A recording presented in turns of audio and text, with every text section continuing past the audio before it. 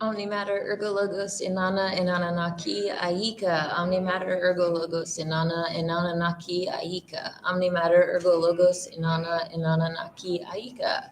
Please help us get to the golden age and help us to become the best versions of ourselves possible. Hopefully you guys are having a great day. It's really windy outside, but the sun is shining. It's pretty bright, so I can't really complain, right? I'm surprised there's like 10 people out there playing golf right now with this really windy conditions. Thank you all for joining me. I got the Gospel of the Holy 12 here. And I'll save that for a second. Sonia is here, Soul Sailor. How's it going, everybody? It has been a really fun weekend for me. On New Year's Eve, I went down to Reading. They had this festival of lights, or maybe it's called Garden of Lights. I'm not really sure, actually. But I did some live videos. If you haven't seen those, definitely check them out. They had live music, and they had all of these beautiful Christmas lights set up. My phone actually died as I was walking through the whole setup, and it was really funny because as soon as it died, I had to walk back to where I was before, and I walked through this path with these Christmas trees on either side that had the lights going to the music. So the music was really loud, and I'm like walking by myself, and it's like dun dun dun dun dun dun. It was like was just a really amazing and magical feeling. And I looked behind me, and there was this girl walking. I'm like, this was awesome, isn't it? It's like we should be in a music video right now with these lights just like lighting up our path as we walk. It just felt really empowering. And she's like, I don't know where my friends are. I just feel lost. I'm like, you're good. Like, this is awesome. And I kind of pumped her up. I'm like, let's go to war. So it was really, really fun. I definitely will go back there next year to enjoy that experience with all of the Christmas lights. I know a lot of truthers are against the holidays and, Christmas trees and all of that stuff. And I went through that phase myself, with all of the Torah following time that I went through. And now I, consider myself to not follow any of the world's religions, the main religions. So I'm labeled a pagan.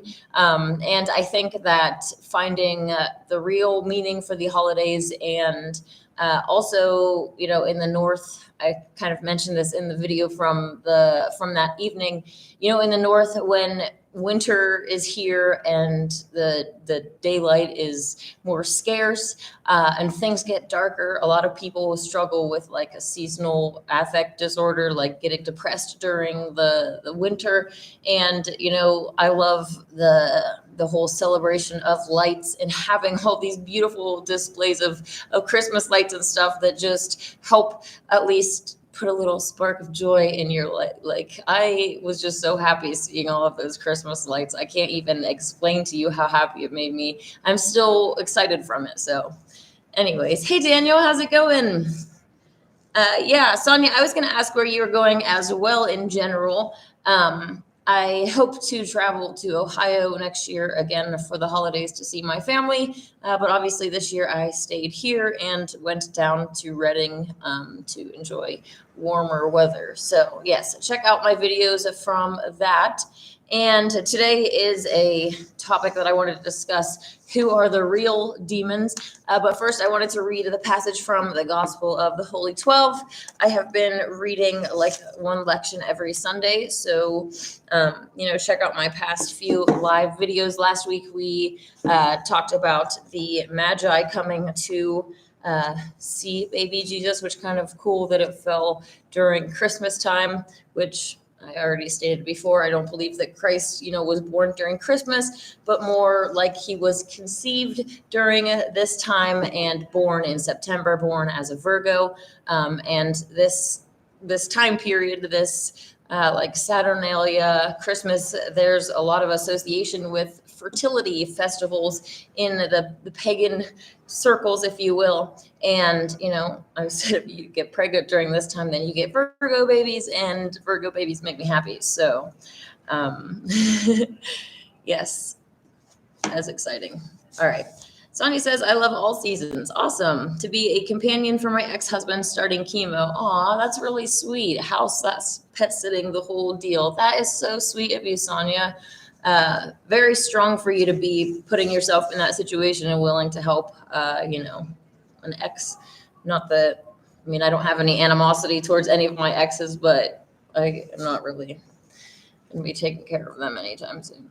Okay, Lection 6 in the Gospel of the Holy 12.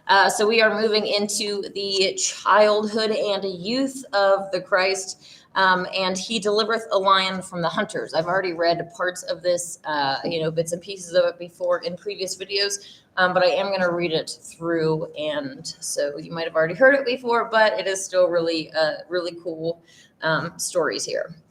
Now, Joseph and Mary, his parents, went up to Jerusalem every year at the feast of Passover.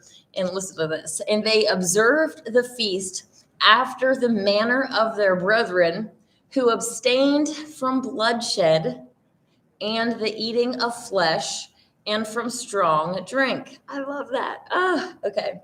And when he was 12 years old, he went to Jerusalem with them after the custom of the feast. I've mentioned before about how the Essenes were a sect of Jews. You know, the Jews have all of these animal sacrifice practices, but the Essenes were against all of that. They said, no, that's not what God wants from us. What he wants from us is to abstain from all of those things that we are doing that, that are evil, that make us into clowns, that corrupt us. And, that's how we become righteous. And if you mess up, what you do is, you repent from it and make amends how you can. If there is a way that you can make up for what you have done wrong, then do that. Sometimes there isn't ways that you can make up for things that you've done wrong.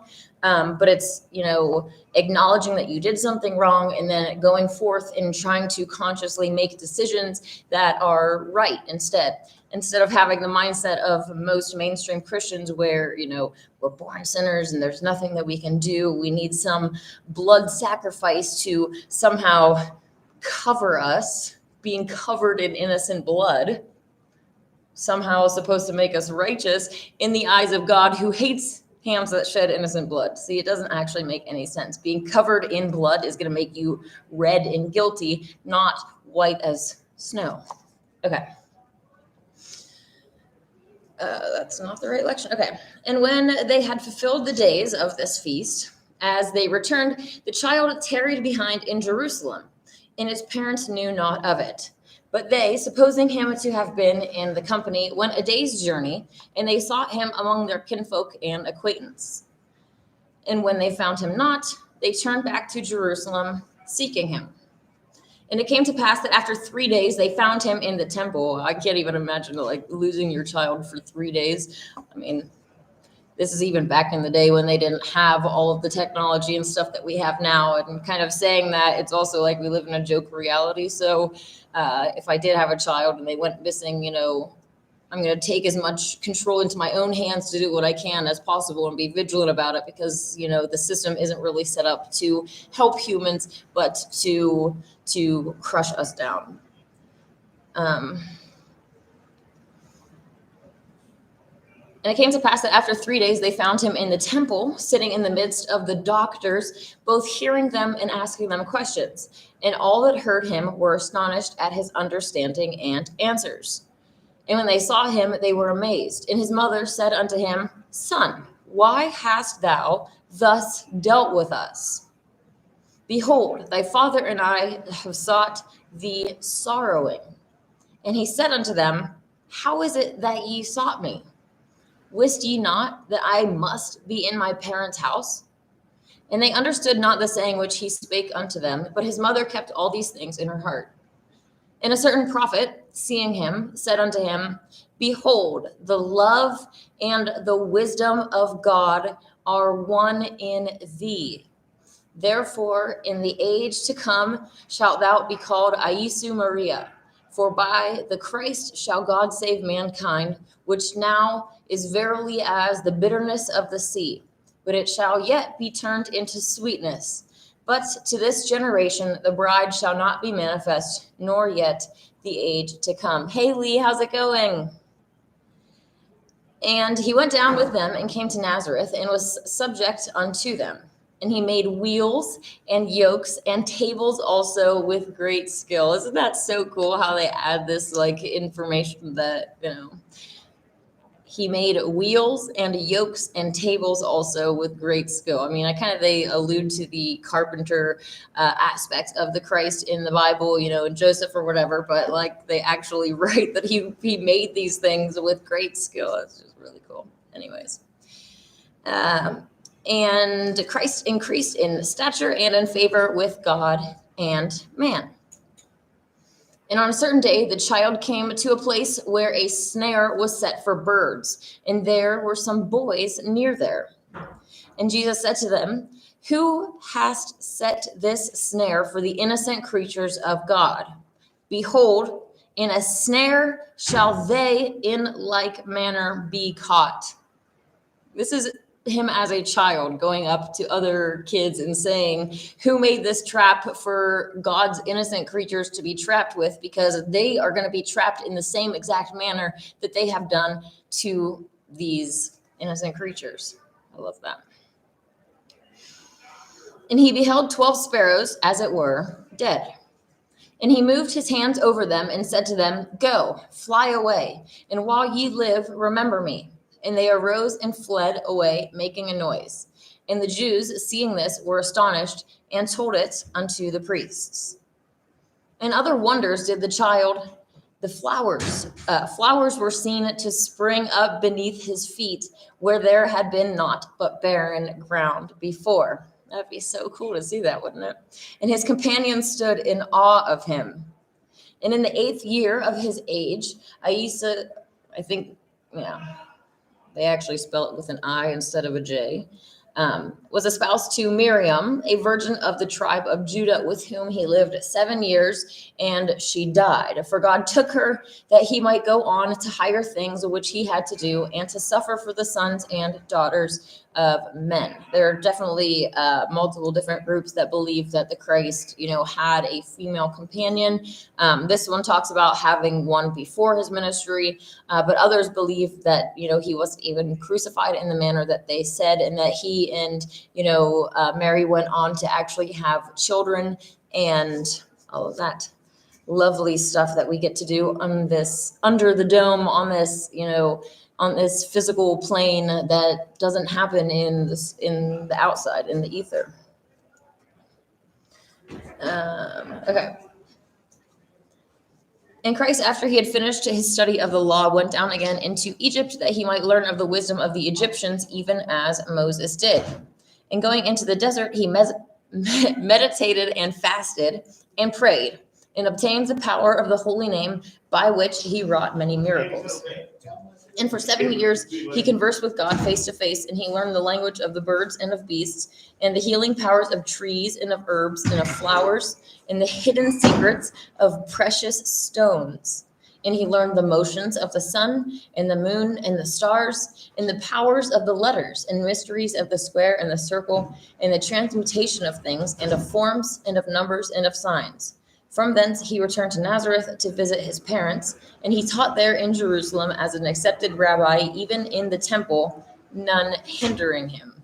I really love that glimpse into this youth, the studying in Egypt, and essentially, that's magic, what I just described, right? Like learning the language of the birds and the beasts, learning how to communicate with animals. Obviously, there are a lot of people who be like, oh my gosh, she's talking to animals. That's crazy. But it's like, even the average person on a very, very basic level, if they have a pet, they can kind of communicate with that pet, right? If you've been around a dog or a cat even for long enough, it's like you can find a ways to communicate with these animals. And, once humans are more awake and more connected to their higher selves, their true selves, then these types of things become more available, right?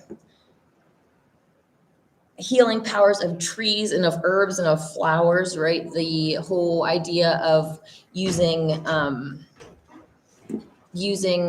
different parts of nature and either making medicines out of them, different herbs for different treatments of different things, and all of these, the precious stones, and learning the motions of the sun and the moon. Very cool. And also, I'd like to mention, if you haven't read the book of Enoch, it kind of talks about Enoch getting taken to the ends of the earth. And it talks about the laws of the luminaries. I think you can just look up, Book of Enoch, laws of luminaries on Google or whatever, and it'll actually come right up for you.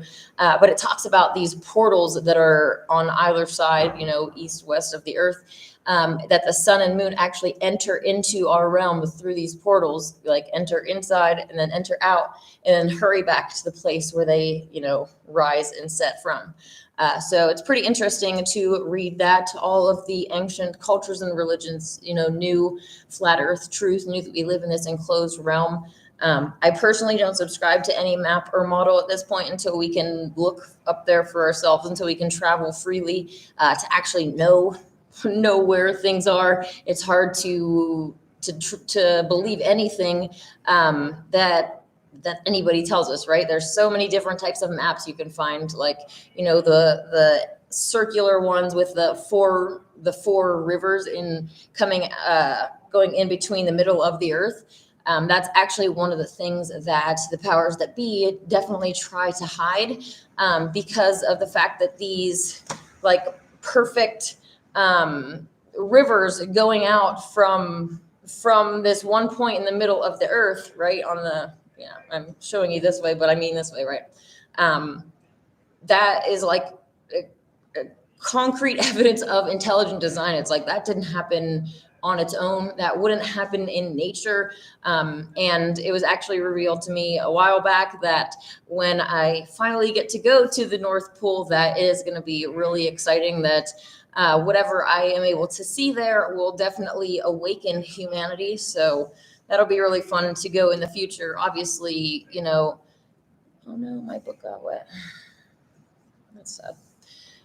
Even if they had expedition to the North Pole where you could pay however much money they wanted to cost you or charge you, right?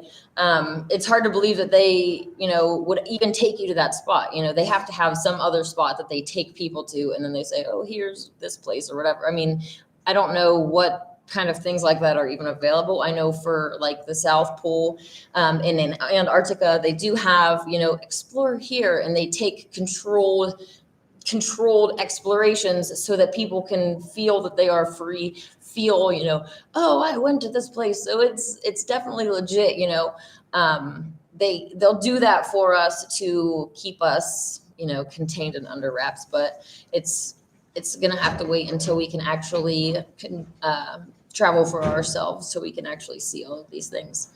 As soon as I can get to the North Pole, though, I'll definitely get on that. It sounds like a lot of fun. Okay. And after a time, he went into Assyria and India and into Persia and into the land of the Chaldeans. And he visited their temples and conversed with their priests and their wise men for many years, doing many wonderful works, healing the sick as he passed through their countries. And the beasts of the field had respect unto him, and the birds of the air were in no fear of him, for he made them not afraid. Yeah, even the wild beasts of the desert perceived the power of God in him, and did him service, bearing him from place to place. For the spirit of divine humanity filling him filled all things around him, and made all things subject unto him. And thus shall yet it be fulfilled the words of the prophets. This is from Jeremiah. The lion shall lay down with the calf, and the leopard, I think it's actually Isaiah. Thinking of another one, Isaiah. Let's get that as it. 11:9. Okay. Isaiah 6:11, 9 through 11. Kind of backwards. Let me see.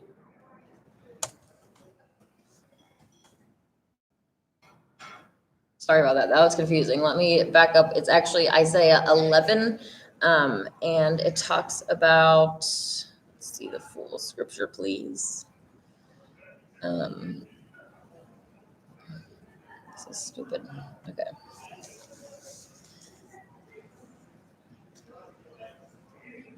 So yeah, there's a 6 here. Isaiah 11, 6 through 9. I just had them backwards a little bit. Okay. So this is what it is talking about in this verse here. The prophet saying, the lion shall lay down with the calf, and the leopard with the kid, and the wolf with the lamb, and the bear with the ass, and with the dove, and the child shall lead them. And none shall hurt or destroy in my holy mountain, for the earth shall be full of the knowledge of the Holy One, even as the waters cover the bed of the sea. And in that day I will make again a covenant with the beasts of the earth, and the fowls of the air, and the fishes of the sea, and with all created things. And I will break the bow and the sword, and all the instruments of warfare will I banish from the earth, and will make them to lie down in safety, and to live without fear. And I will betroth unto thee unto me forever in righteousness and in peace and in loving kindness, and thou shalt know thy God, and the earth shall bring forth the corn, the wine, and the oil. And I will say unto them which were not my people, thou art my people, and they shall say unto me, thou art our God. And on a certain day, as he was passing by a mountainside nigh unto the desert, there met him a lion, and many men were pursuing him with stones and javelins to slay him. But Jesus rebuked them, saying, why hunt ye these creatures of God, which are more noble than you? By the cruelties of many generations they were made the enemies of man, who should have been his friends. By the cruelties of many generations, they were made the enemies of man, who should have been his friends. These animals should be our friends. We shouldn't have this fear of, going out into the wild and, oh my gosh, better watch out for bears, better watch out for lions, blah, blah, blah. Like we're programmed with this fear. Personally, for many years now, I'm like, I have desperately, I'm not going out and seeking it necessarily, but it's like, I would love to have an interaction with a mountain lion and have an experience like this, getting to interact with wildlife, right? How we should be able to interact with them, and not based on this fear and circle of life mentality where we prey on everything that we can and eat the flesh and soul of our victims like psychopaths. Okay. If the power of God is shown in these creatures, so also is shown his long suffering and compassion. Cease ye to persecute this creature who desireth not to harm you. See ye not how he fleeth from you and is terrified by your violence? And the lion came and lay at the feet of Jesus and showed love to him. And the people were astonished and said, lo, this man loveth all creatures, and hath power to command even these beasts from the desert, and they obey him. I love that. Love that. I was trying to read this footnote. It's not really. So, anyways, yes, that was the Gospel of the Holy 12. And let me see what's going on in the live chat here. Hey, Faith, how's it going? Lee says, hey, Anana, hope you are well. Happy New Year to everyone and to you as well. Thanks. And Soul Sailor says, Inanna, keep spreading the truth. You do a great job. Satan is the architect of the world we reside in. He is all about inversion and deception. I agree that he is the one that has set up this deception, but not if you're saying that he created this reality as in the actual architect, because I would say that would be Yah. And this world can essentially either be a paradise or a hell, and our own actions are determining what manifests around us, right? If just half of the human species would go vegan right now, we would stop the New World Order and completely change what is going on, because ultimately the stuff that's going on to humans is happening as a consequence for our own actions, for us feeding into this system of enslaving the innocents, of forcing injections on them, forcing pregnancies on them, and then stealing their babies so that we can consume their milk. Like, humans as a species have been doing this for hundreds and hundreds of years, like a really long time. And this is kind of leading into what we are talking about today, who are the real demons.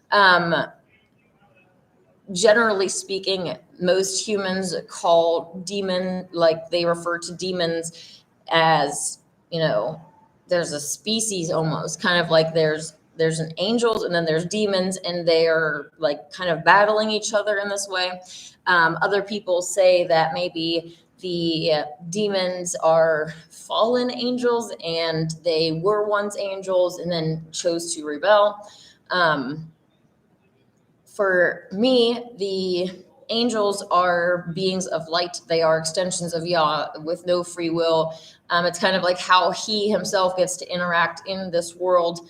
And also, having a guardian angel with each of us having a connection to him. So that cartoon, angel on one side and a demon on the other side, having a connection to both sides is something that is an integral part of the world that we are living in right now. And so the angels, are on that side.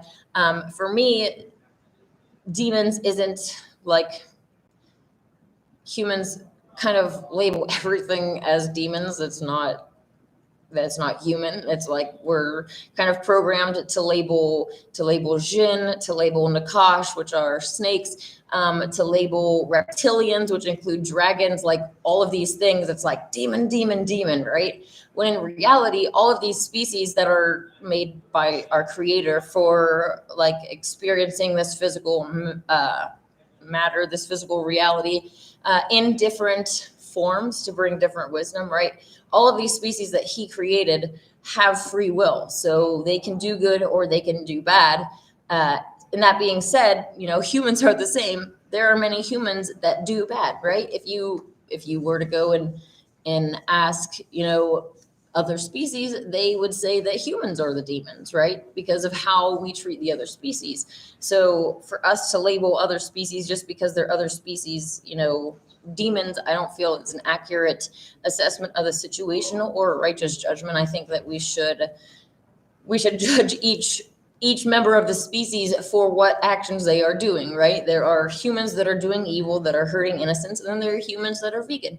There are jinn, there are reptilians that do harm humans, and then there are that don't harm humans, or ones that even not harm, but also actually members of these species that are pro-human, that want to see humans, not be clowns anymore. So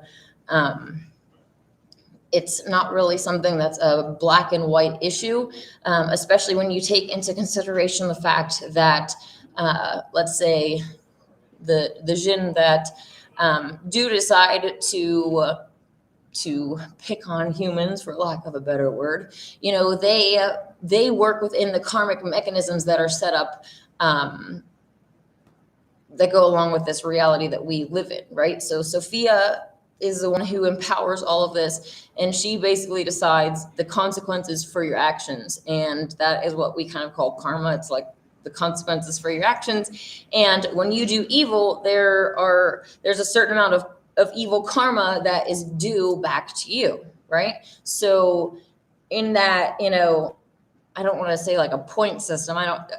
It's not really like necessarily accurate, but it's like if you do something that's worth 5 points of evil, they have 5 points due to you, then they can do an action that is equal to that, right? They can be that karma and not gain bad karma for themselves because they're being the karma for what you have done. So the powers that be, know how these mechanisms work, and they work within these mechanisms so that they can do what they do to humanity without getting bad karma racked up on them. And I kind of spoke before, I think it was last week, about the spiritual nature of our reality and how there are entities that basically just love to pick on humans and see humans suffer. But they don't consider, well, they don't necessarily, I guess. Everyone should be taken into consideration and judged differently. But, for the majority, they are not seeing themselves as demons. They're seeing humans being the demons being demons to other species, and then they say, well, we're being the justice. Like, they see themselves almost as a hero because, those cows can't save themselves. So, we're going to step in and we will be the bad karma to the humans so that it all equals out. And it's kind of goes along with what I was just saying. If half of humans would go vegan, it would cut off the New World Order in its tracks, because they are doing all of this stuff to us based on what we are doing. They understand all of the karmic mechanisms. And, ultimately, pretty much every soul, when it comes down to it, is selfish, has self-preservation as their their bottom line. So if self-preservation means that while Satan is in charge, some of the species of this, the Jinn species might go along with what Satan is doing just because of the self-preservation, right? They don't necessarily, maybe don't want to make humans into clowns, don't want to be part of the deception, but because they fear, right? How many look out into our world and how much of our reality is like fear-based, right? They try to control us through fear, but it's because they themselves are also controlled through fear, and it goes all the way up to ultimately Satan and them being afraid to step out of line or for fear of whatever the consequences may happen. And as far as Jinn goes, they live a really, really, really, really, really, really long time. Like, I can't even put a number on it. So for them to, if somebody threatens their life and it's a serious threat, it's like they're going to be really interested in doing what they can to continue living, because they've lived for an extremely long amount of time. If you died, when you die, it's like the end, right? In this physical world, if you die, I don't mean to say it's the end, because I'm trying to get out a larger thought that's not really coming out very smoothly. That is the end of that physical existence for you, right? If you want to try to come back in again, you're going to have to come as a baby with your mind wiped. Like, you don't get to have all of that experience and knowledge, at least from the beginning when you come back into this world. So it's like, if you have lived for an extremely long amount of time and you have all these experiences, all this memory, all this power, all this knowledge, whatever, it's like you're gonna be even more invested in continuing your existence. And that's not just with Jinn either. Nakash can live an extremely long amount of time. Reptilians, it's like Yah's design as kind of like living less time over time. So it's like, the Jinn would have lived the longest, have the longest lifespan, be, the most gifted magically, be the most gifted mentally, all of these really, not limiting characteristics. And then over time, things have gotten, I guess, more limiting in a way, because, Jinn, the most talented of them, I guess, they can live for really long. They can shapeshift.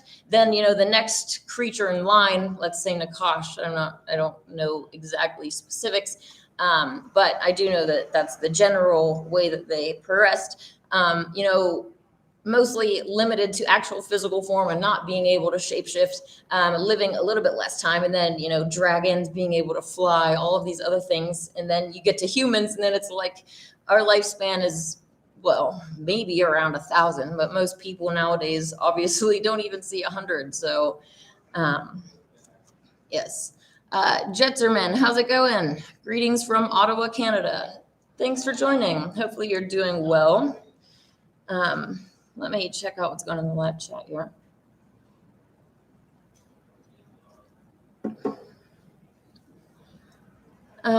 Lee says, yes, the portals do kind of make sense to me, to be honest, in regards to the Enoch portals. Yes, I agree as well, especially with the biblical thing saying the sun rises and it sets and then scurries back to the place that it rises from.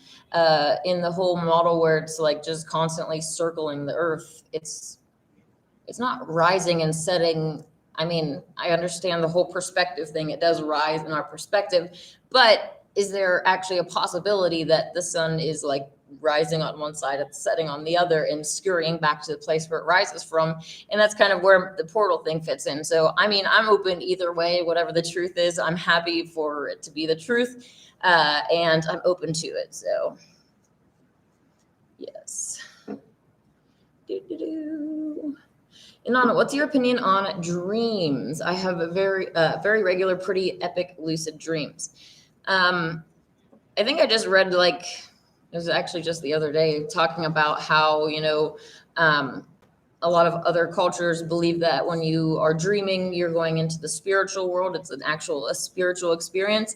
I know for sure, though, that we can be messed with a lot in our dreams, like, other entities, like I was mentioning before, that prey on humans, Jinn, they can influence your dreams.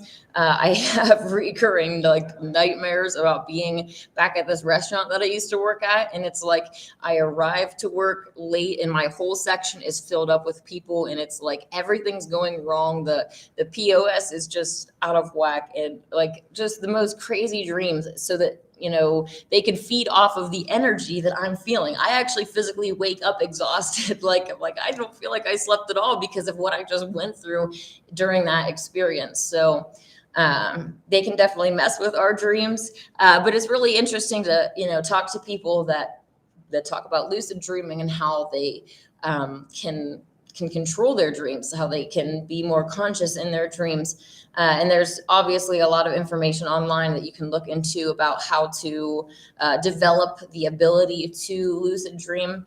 I haven't really dived. I don't know. Dove in. That's not the right word, I know. But anyways, I haven't really gotten much into that. But I think I remember, like, they talk about finding a specific object, and it's like associating an object. And when you see that object in your dream, you're supposed to, like, remind yourself that you're dreaming. I don't really know. I haven't focused on that, but it is definitely an interesting topic. Dreams can definitely mean things. You have to always take into discernment what's going on, because it's like these entities can mess with you in your dream world, or it could actually be like a legitimate thing. So, yeah. Judgement says the serpent equals Sir/King and Pent/the 5 elements. Interesting.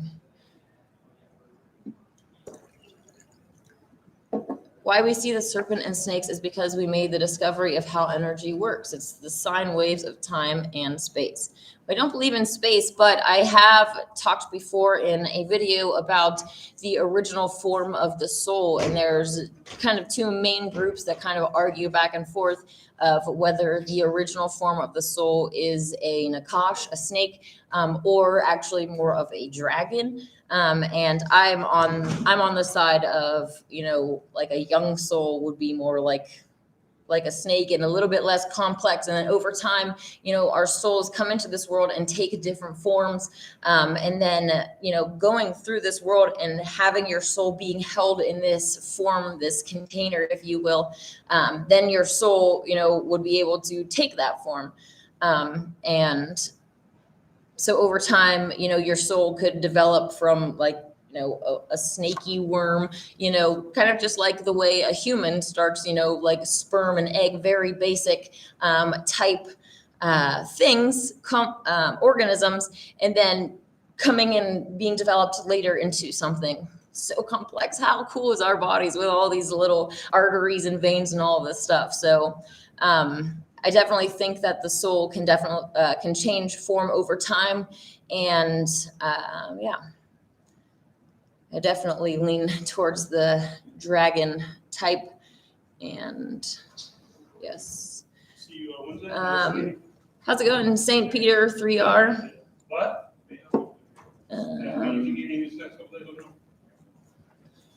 You headed out?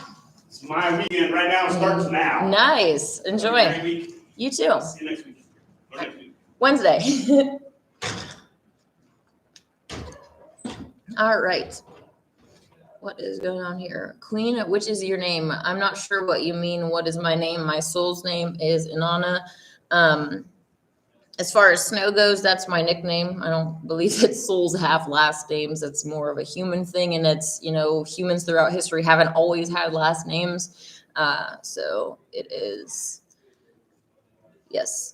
If you are trying to reconnect with your true self and finding what your soul's name is and finding the answers to any questions, my my advice is always to seek that through purification. So whether you have a problem spiritually, whether you have a problem physically, whether you have a problem mentally, like the number one thing that you can do is control what you're putting into your body, because, you know, not just fluoride, different stuff in water, chemicals, even in food, all of these different things, you know, even the most pure of fruit might still have been grown with fluoride and sprayed with chemtrails. So the easiest thing that you can do to purify and to fix any of all of these issues, I always just say to purify. You know, some people need baby steps, whether you are, you know, going from vegan to raw vegan, you know, progressing in that manner, or if you are getting into dry fasting, you know, that's kind of the quick way to healing, the quickest, most efficient, effective way to finding healing, to finding the answers to your questions, to finding spiritual breakthroughs is going to be through dry fasting. And I would like to say I am going to be doing a 48-hour dry fast Monday. I think I'm going to be starting it like between Sunday and Monday, you know, Monday morning at the beginning hour of Monday at midnight, 12 p.m.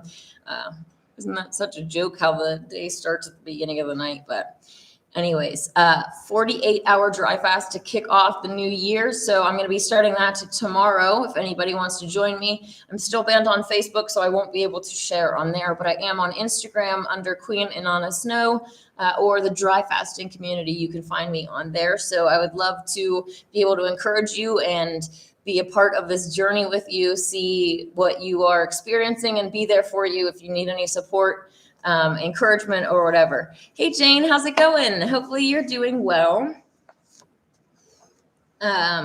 Soul Sailor says, flying is the most common theme of my dreams. That is really cool. I think that flying is a possibility. Obviously, many people aren't going to achieve it because, well, I mean, just your diet alone is going to bog you down. People that have done raw veganism or fruitarianism for an extended period of time actually have posted saying, you know, I had to eat something cooked because I felt like I was floating out of my skin. So it's like makes you feel more light. It raises your vibration. And, you know, starting to uplift is part of flying, right? Let's look in here. Judgement says, I feel what you are putting down. Awesome. Sonia says, I know I saw and felt my little sister in a different realm. Oh, that's really cool. Way ahead of the future. And she was in a different flesh suit entirely. I have many, many, many dreams such as these. That is really cool, Sonia. I do believe that we have had a different flesh suits. You know, nothing is guaranteed every time. The way like a lot of the entities running our world are obsessed with genetics and looking at the so-called elites, right? They are obsessed with inbreeding and keeping their blood pure, and meaning, you know, as far away from human as possible, as non-human as possible. Just some quick information for those who don't know, the Jinn, like a long time ago, shapeshifted into human form, impregnated human females, created these hybrids. Over time, different species have mixed with humans, and by mixing different species with humans, right? Like I was talking before, how other species have different abilities, you know, like living longer, being more magically gifted, being more intelligent. Those different aspects will come into play when you start mixing different species with human. So, you know, if you really want, if you're focused on making, it could go either way, right? If you want to make like an ultra superhuman and really highlight the best qualities of a human, make it like as intelligent as possible, you know, you can genetically, you can do that genetically through genealogy and selective breeding, if you will. Or, you know, you can also go the opposite way and create a bunch of corrupt clowns. So yes, some that mix with humans had the intent of, you know, making humans better, and some that have mixed with humans have the intent of, you know, creating monsters. And a lot of times when you start messing with God's design, especially genetic engineers, they make a lot of monsters doing what they do. And yeah. Okay. Vegan way is definitely the way to go. Yes, it is. There's definitely more to dreams than we understand, says Soul Sailor. Yes. St. Peter says, I mean, the name your parents picked for you. The name that my parents picked for me is completely irrelevant because every time that you come into this world, your parents pick a different name unless they are aware of what soul is actually coming into this realm. So every time that you come in here, you're going to have a different name. What actually matters is your soul's name. And, like I said, unless your parents actually know what soul is coming into that baby, then they're gonna just go with whatever. And most parents are fluoridated zombies who go on Google and say like top baby names, and then they debate within themselves of what the baby is. They probably already had this name picked out for their life. So yes. That being said, my future son will be named David. I believe that is what his soul's name is. So Sonia says, oh, heck no, not feeling it, LOL. I'm eating well. It's mental, maybe. I don't know, just maybe. But just right now, I won't try fasting. It's too challenging right now. I understand that completely, especially, with all of the other stress in the world. Sometimes, I'm an emotional eater. If I'm like bored, if I'm sad, so like I use food too much. And that's one of the reasons why dry fasting is so hard. But I totally understand, Sonia, I get it. But like I've had breakdowns during dry fasting, like what is even the point of life? And I understand like if you're going through some other challenging stuff, that can be even harder. But at the same time, it can also, for some people, being able to actually control what you're putting in, it kind of sounds like what these like anorexic people say or something, but I'm not trying to promote anorexia. We should have a healthy food relationship, healthy relationship with food, where we have a balanced cycle, if you will, of fasting and feasting, because our body is designed in a way to where, when we're eating food, we're in a building stage. Our body's taking all that stuff and building. And when we are in a fasting state, the body is not building anymore. That's halted, and it's actually in a cleaning phase, right? It's saying, okay, we've already built enough walls. The house is solid. We're good to go. Now, like, we need to make sure that it's clean, because all of the building blocks that we have made this house with are poisoned. So during the fasted stage, during autophagy, your body is actually cleaning out the cells and consuming any cancer, any disease, killing off any viruses, and really cleaning house. So it's important that we have these two different times of feasting and fasting, so that we can be in sync with our bodies and unlock the extended lifespan, unlock our true potential. And I think it's really, really quite cool that we can find all of these things and implement them, although it's way easier said than done for many of us. Judgement says their flesh has consumed their soul and spirit. What are we talking about? Sonia says we all hybrid, aren't we? I don't know. That's a good question. I wouldn't be surprised if, the majority of humans haven't been at least a little bit hybridized. Yeah, how would we? I don't know how we would get away from it when there's so much, if you go marry someone and they're a hybrid, it's like then the next generation is a hybrid, right? So it's really quite easy for us all to become hybridized, especially if there are agendas to push that type of hybridization. Soul Sailor says, Inanna, do you believe that Satan is over the physical and God is over the spiritual? I do. I think Satan is the current ruler of this world, absolutely, and that is why everything is so inverted and chaotic and corrupting and destructive, negative. But I think that can change, and that's why my soul came here. So. Yes. Sonia says, I have no control. It's sad and so effing aggro. I understand completely.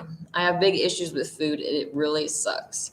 Me and you both, sister. So don't beat yourself up about it. We are in the same boat. And we're not alone either. It's not just us, the whole society. Like, we're programmed to eat all the time. How many times do you turn on a show and it's like this girl goes through a breakup and it's programmed that we go to the freezer and just chow on ice cream, and it's like everywhere we look, 3 times a day, eat. Don't forget to breakfast is the most important meal of the day. If you don't eat, if you don't get all of these protein, like, obsession almost with food, and obviously so negative. Isn't it kind of funny how when you say you're going to go vegan, people that eat McDonald's like 3 times a day will be like, you're going to be unhealthy and die. Like, you better get your arteries checked before you try to point at me, buddy. Anyways. Judgement says, I was talking about the ones who are ruling and reigning over us in regards to saying their flesh has consumed their soul and spirit. Interesting. I'm not sure that our soul can be consumed by that.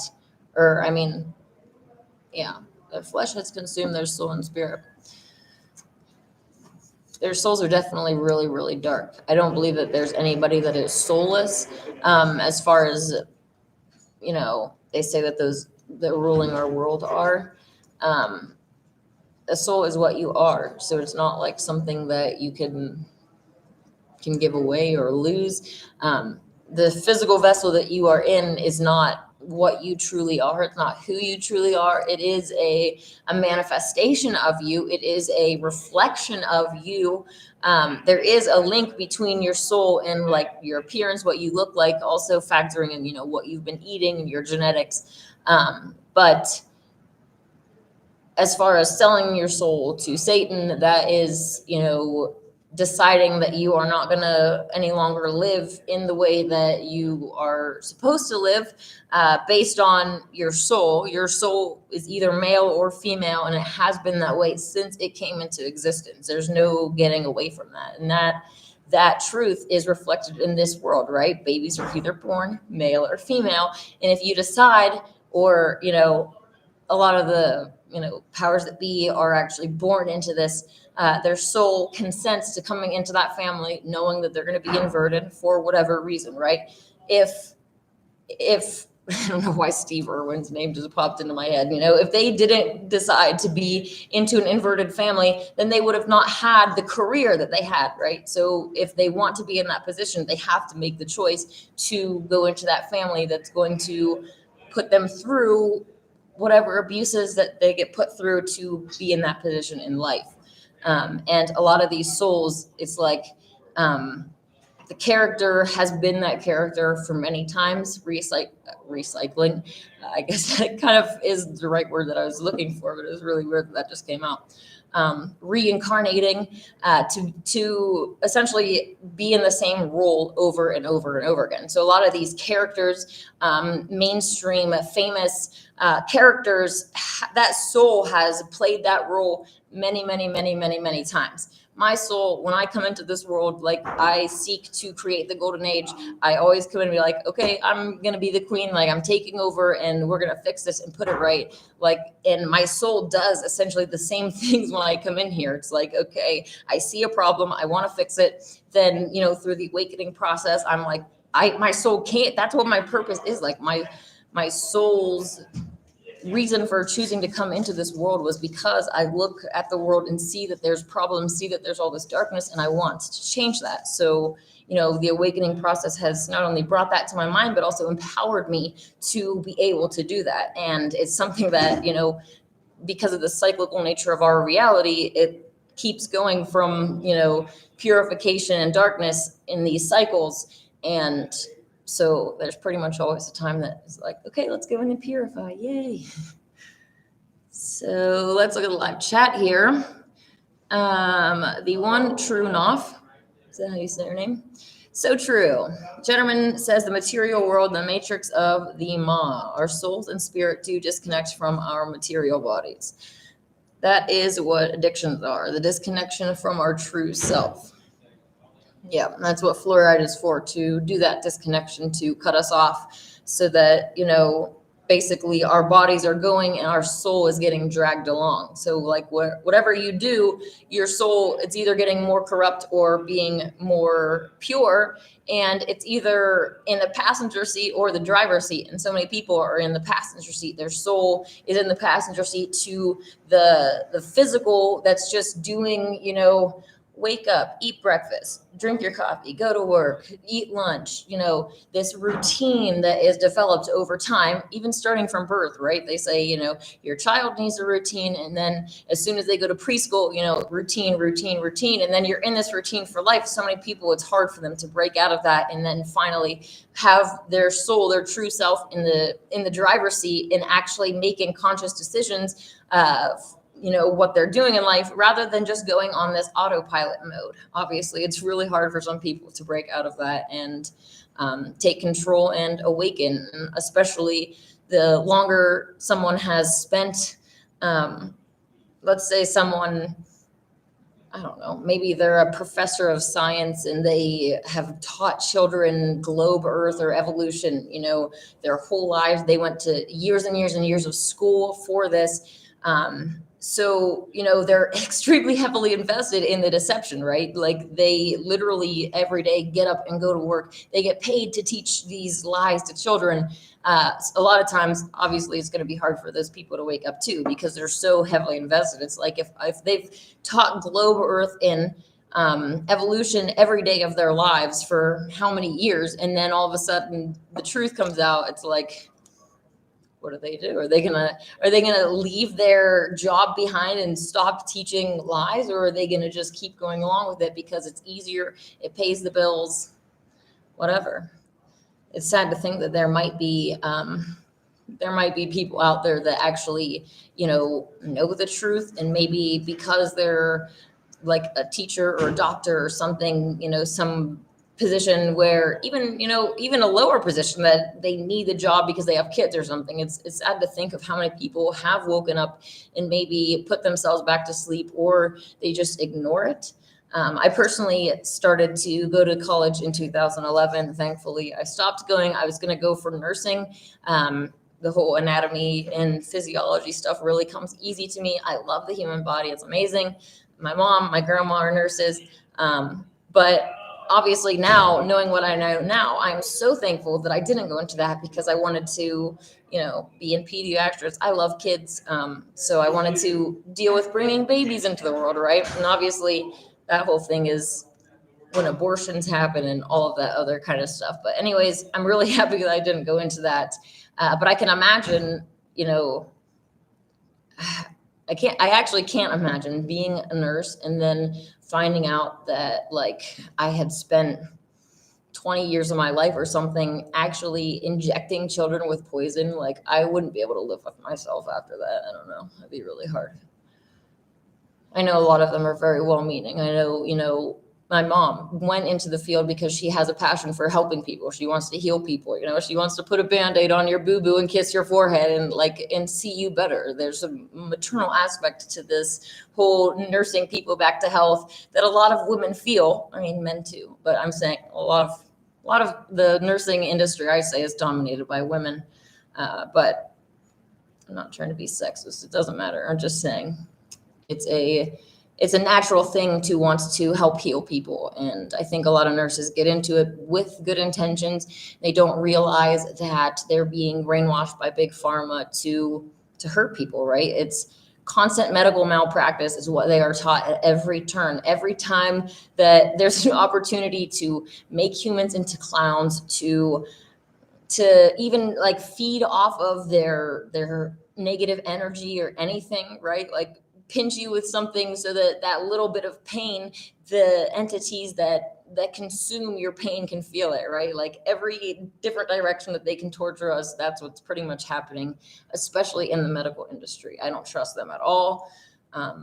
Yeah. Okay. Mr. JN says, what up, Queen and Anna? I'm planning on starting a YouTube channel this year in 2022 and studying editing and consistently watching how-to YouTube channel videos on editing software. Any advice? I actually pirated a version of Filmora Wondershare, and I think it is version 8. So it's an older version of Fillmore Wondershare you can find on torrent sites. And just make sure that your computer's on airplane mode when you use it so that it doesn't have the watermark. You can use it for free. It has flaws, but I really, that's what I use for my video editing software, and I really like it. So yes. Deborah says, hello, Inanna. What type of makeup do you use? Some I found had BHT in makeup and food. Oh, honestly, as long as it says vegan, I don't really look at the ingredients to full details.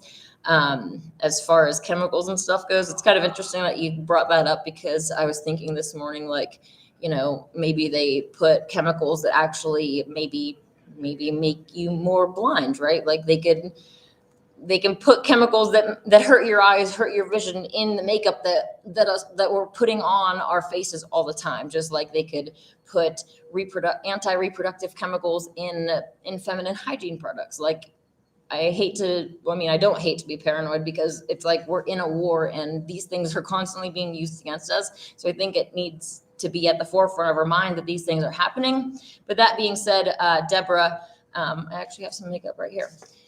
Yesterday, I found this Wet n Wild mascara. So that's what I'm wearing today. So that's vegan, and it has a little bunny and a cruelty-free symbol on the back. And then this is also Wet n Wild breakup proof eyeliner. And that is all the makeup that I use. I just have some chapstick. Other than that, it says I'm vegan on it. How cool. But yeah, there's ELF at Walmart. The whole brand is vegan. But I've noticed more and more, like Wet n Wild and other products are having the vegan label on it as well. So that is really, really exciting. I'm not sure about, finding something without chemicals and all of that. Obviously, it would be better. But I personally, as long as it's vegan, that's what I'm mostly concerned about at this point in time. So yes, hopefully that helps. Sonia says, I quit Flesh 3 years ago. Woohoo! But I got real hungry and was somewhere else and been falling for shrimp once in a while ever since. Oh no, it's out now. I quit shrimp. I think, isn't shrimp like, I actually have been wanting to tell this this story. I was reading animals like sardines, anchovies, mackerel, squid, octopus, shrimp, and shellfish are all classified as bottom feeders. It's like they go and eat the junk, and then they convince us humans that like these types of things are like the most delectable things to eat, like, paying big ticket prices for like the most disgusting things that they can convince us to eat. And then people are like, oh, well, all these rich and famous people who, behind closed doors are consuming their own feces and urine, they're eating shrimp, so we better too. I'm not picking on you, Sonia. I'm just saying they do it with so many other things, like even milk. It's like pus. It's like cows, just tit secretion, just nastiness. And they, make us think that it's this great, great tasty thing. Speaking of shrimp, so I was on vacation in San Diego with some family friends, and we were waiting at this restaurant. I was playing with their children, and I don't know how old this kid was, like maybe 2, I don't know, 3, I don't know, but they were like eating this, well, actually, might be 4, I don't know. Anyways, they were eating this shrimp and just running around is like this toddler with this just fish body hanging out of their mouth. It was so disgusting. It was funny because their older brother needed to go to the bathroom and still too young to go by himself. So I'm like, okay, I'll take you. Let's go. And he has this shrimp in his hand. And so we're going into the bathroom, and I'm like thinking, how can I get rid of this shrimp? Because if he hands it to me, like, I'm not touching the corpse of an, like, so I grabbed a stack of napkins, like a nice thick pad. I know it's a little bit wasteful, but I didn't want any touching of this thing whatsoever. And I was like, here, let me have that corpse. And I called it a corpse. I'm like, that I just threw it in the trash and helped them to go to the bathroom. But honestly, that whole experience was so traumatizing to me, to see this child running around, like shrimp in particular, or anything where you're actually like touching like meat is one thing, but if there's like bones and other parts of the body involved, like I didn't grow up around that kind of stuff. I'm not, even when I did eat meat, like I said, it can't be on a bone. If it's on a bone, you might as well just give me your arm and I'll gnaw on that, because it's like, it was just this really disconnected, ultimately, a disconnected mindset to where the product is actually coming from, right? Even as an animal eater, when I had to actually like cut the fat off of chicken myself and like deal with that stuff, I was grossed out. So disconnecting us from all of the slaughtering, all of the skinning, and all that other stuff that happens from getting it from the farm to the table. It's like, for many people, that disconnection is what keeps them in that lifestyle. And once you start making the connection, like if you had to go out and do it yourself, so many people wouldn't be able to do that. So it would cut off the behavior immediately. And, you know, if people would just look in the mirror and do some self-evaluation, they'd be like, I can't do that because it doesn't align with my morals. Like, it's not who I am. So how could I go and pay somebody else to do it? It's not. The action is still being done on my behalf, but because my hands aren't physically getting blood on it, like I'm still guilty. That it's just very disconnecting. So Judgement says, I like listening to you talk, Queen Anna. Thank you. I appreciate that. Faith says, what are your opinions on mermaids? Do you believe in their existence? Interesting question.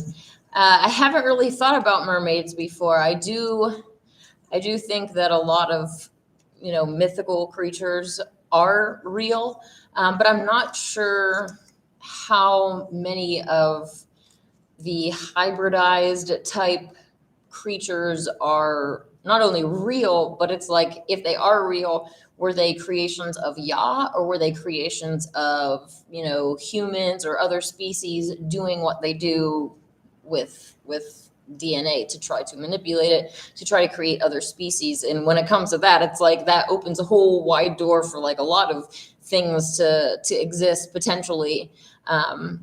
So yeah, but then again, knowing what I know, when they do try to modify DNA and all that stuff, like usually they come out with monsters, right? They don't really come out with like a cute little mermaid or like a centaur or something. Like, I'm not sure. It's a good question. I'll have to think about that a little bit more. Decalcifying the pineal gland, it melts all the fluoride and turns it into a liquid. What is that? Haritaki? I've never heard of that before. I'm going to look it up real quick and see what it means. An herb derived from the seeds of the terminala shabula tree. Interesting. It's commonly consumed in powder and capsule form because of its remarkable ability to treat and prevent and treat diseases, boost the immune system. Interesting. I've not heard. Oh, it's supposed to be good for those with insomnia or restlessness, and may increase resiliency and sense of well-being. Very interesting. I would like to get into more of herbology and stuff in the future, but at this point, I'm also kind of like, don't put anything in and you'll get a better result. But it's amazing how many different plants and herbs can be used for different purposes. I definitely suggest for people to not only dry fast, but, you know, look for herbs that can, like a natural thing. I was going to say, if you're having headaches all the time, then you can look for a different one. But it's like, if you're having headaches all the time, there's probably an underlying issue that needs to be solved because that's not natural. But there are all sorts of, you know, natural alternatives to like Tylenol or Advil or, you know, menstrual stuff or anything like that. Different types of teas as well. So, you know, I love my tea. Okay, let's see what's going on here. Soul Sailor says, Inanna, so true. Believe in Pfizer instead of God, right? Pfizer is their God, and their masks are their masks and jabs are their cult symbols or propaganda or paraphernalia or whatever. Sonia says, yep, all over the counter products, I worry about having bad stuff in it. Yes, especially like the cheaper it is, and that's in any department. Unfortunately, in this world, it's like the cheaper it is, the more bad it's going to be. And that's really improper grammar, but like, the whole going to McDonald's and paying $1 for a cheeseburger or whatever, it's like that quality of the product that you're consuming is extremely low, an extremely small percentage of actual, beef, which is what people think that they are paying for. There are videos about them putting human DNA in meat, so in McDonald's sandwiches. So it's like, yeah.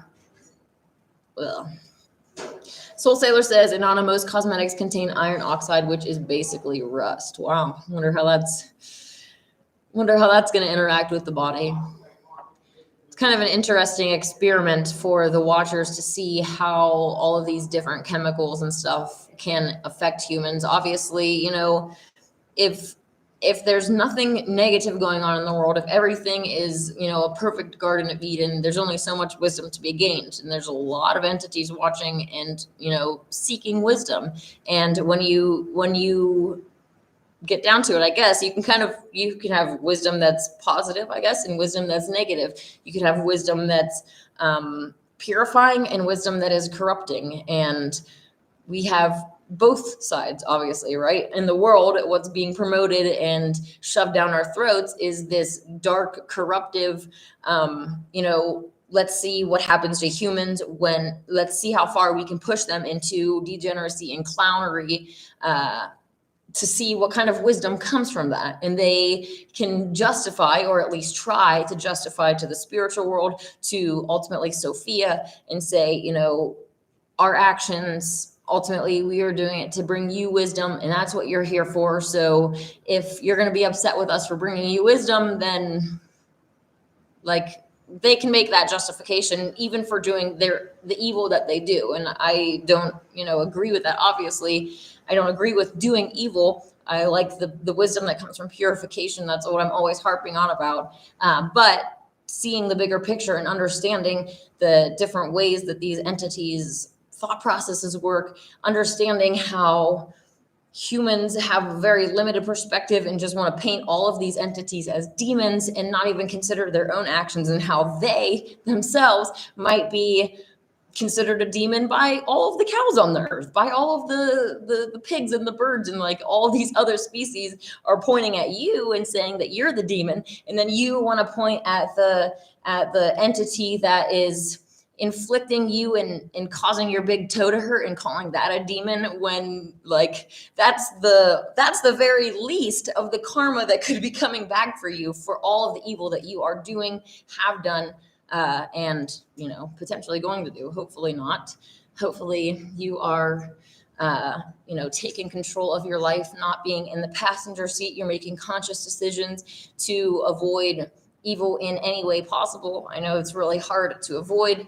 If you want to try to be completely vegan, it's like your car, the glue in your computer, the different ways that they try to sneak corruption in every different thing, so that it's like almost impossible for us to be 100% pure.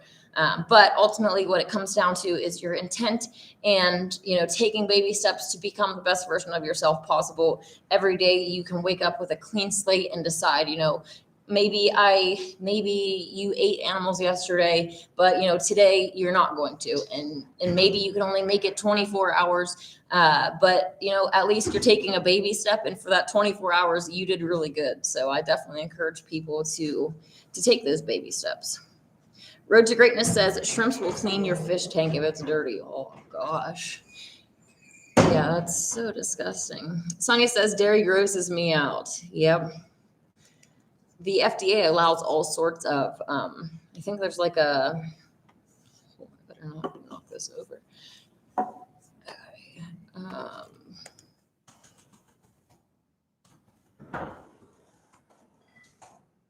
There's like a certain amount. In the US, the FDA allows 750 million pus cells in every liter of milk. if that doesn't make you want to stop drinking dairy, I don't know makes me want to puke, and I don't even eat it anymore. It makes me so disgusted to think of the things that I used to consume. Like, oh, what a clown. We've all been made into clowns in various ways. They're trying to turn us into clowns in every way. So it's like, if you are eating like a clown, if you are thinking like a clown, if you are, in school repeating clown information to a clown teacher, you're going to a clown job, you're driving a clown car, you're talking on a clown cell phone that's radiating you and like hurting you, every single way that they can turn us into clowns. You're going home, you're eating the wrong thing, you're turning on some pornography, and you're watching inverted clowns, and you're lusting and masturbating, and like every single way that they can make you into a clown, they have done that, and they're still trying in other ways, right? Even as truthers, they're trying to like get us to drink our pee. They're trying to get us to think that concave earth is a thing, like the globe earth on the inside, anyways, every way that they're doing this. And I think it's really exciting that we get to learn the truth and stop being clowns. Soul Sailor says most women are conditioned to think they need cosmetics when they look fine without. I absolutely agree. I only wear my eyeliner and mascara. And, if you look at some of the Egyptian queens and pictures, symbols of Inanna, like the eyeliner just is my thing. So it's just, I don't feel like I need it. It's just that I like it. Unfortunately, I do see a lot of, girls doing all that contouring and like really caking on makeup on their face. And we're being programmed to do this by inverted clowns. Like, these are men who have to, do different contouring and try to put different like light, like lighter colors here and darker. Like, I don't even know the first thing about contouring, so I can't even tell you what they do because I don't know.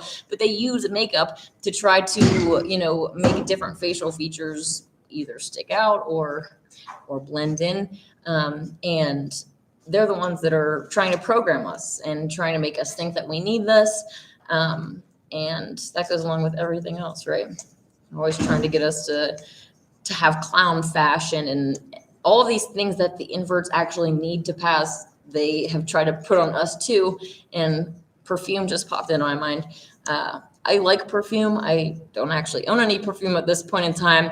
But if you think of like an MTF, a man who's trying to, do that lifestyle, the inverted lifestyle, in the way that a man smells, perfume can go a long way to help cover that up so that they don't smell like a natural human anymore. Now they smell like a fragrance. So yeah, I haven't really worn, I don't know how long it's been since I wore perfume, but and like I said before in maybe last week's video or something, the more pure your diet is, the more pure your smell is going to be. If you are eating death, if you have rotting corpses inside of you, you're going to smell like a rotting corpse. Like, if your armpits smell bad, I would suggest to purify your diet because, it's just not really natural, right? It's not natural at all. Okay. Mr. JN says, Queen and Nana, you are musically skilled and will you be releasing music or an album this year? That is a good question.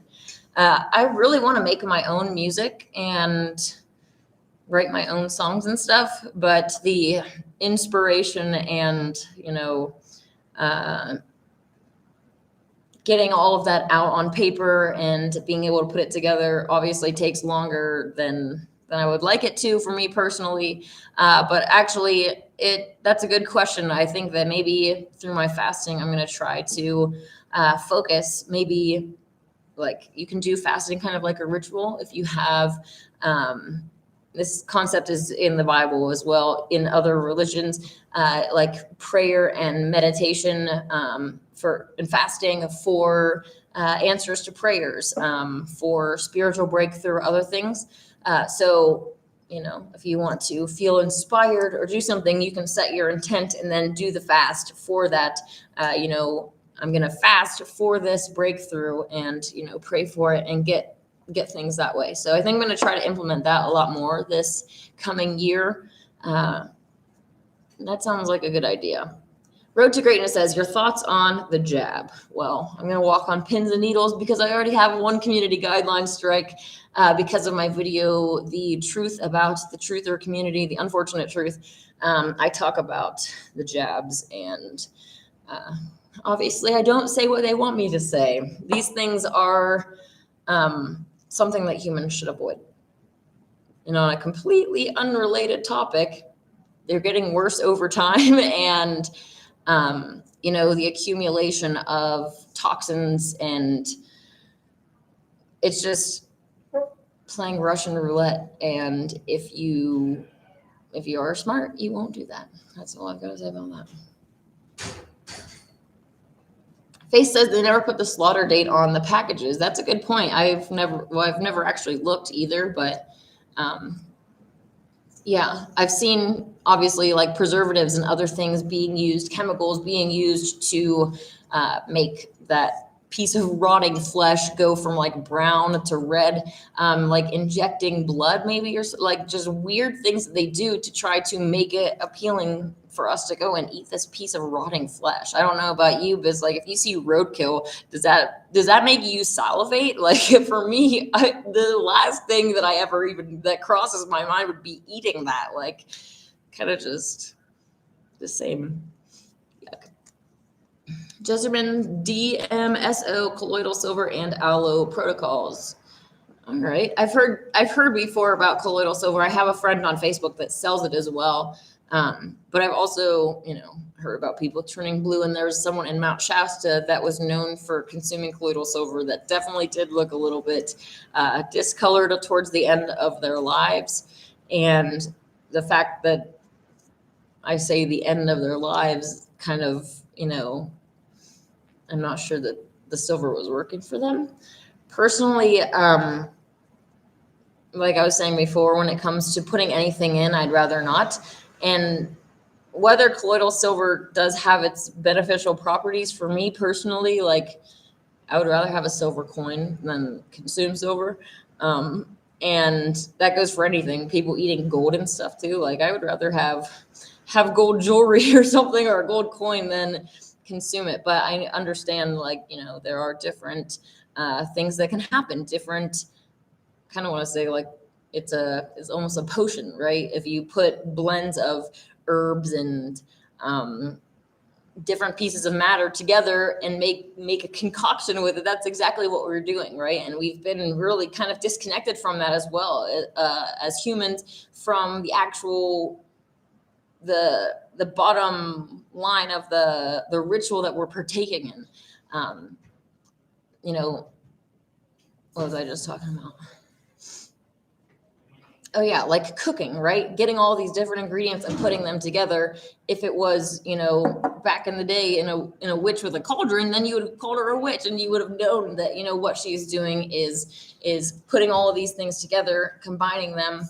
And that being said, all of the different things that you use in cooking have their own different properties, the different magical associations. So you are in effect doing a magical ritual whenever you're cooking anything.